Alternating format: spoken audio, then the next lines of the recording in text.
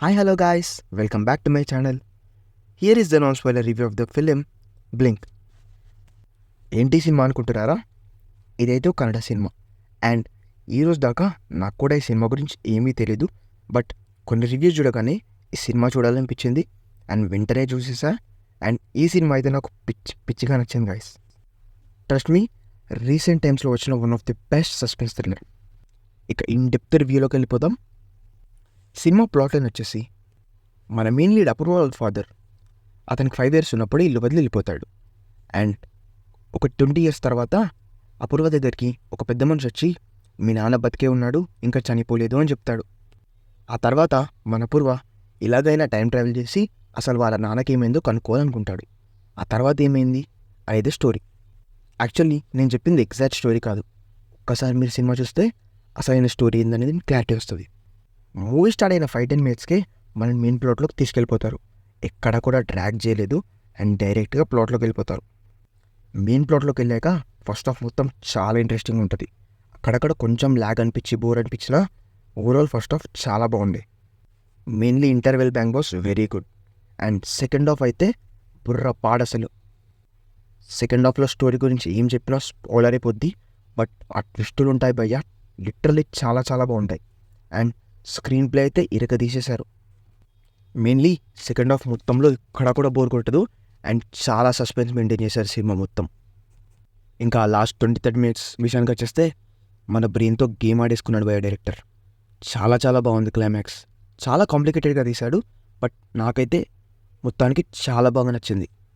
Literally మన మైండ్తో games ఆడేసుకున్నారని చెప్పాలి. అండ్ ఇంకా ఈ స్టోరీ గురించి నేనేం చెప్పదలుచుకోలేదు, ఎందుకంటే ఏం చెప్పినా ఒక స్పాయిలర్లోనే ఉంటుంది. ఇక ఓవరాల్గా మూవీ గురించి చెప్పాలంటే సినిమా అయితే చాలా చాలా బాగుంది. ఇప్పుడే వెళ్ళి వాచ్ చేసేయండి. మూవీకి బిగ్గెస్ట్ పాజిటివ్ వచ్చేసి ఆ స్క్రీన్ ప్లే అండ్ రైటింగ్. ఆ స్క్రీన్ ప్లేతో త్రూ అవుట్ ది సినిమా మొత్తం ఆ సస్పెన్స్ని క్యారీ చేయగలిగారు.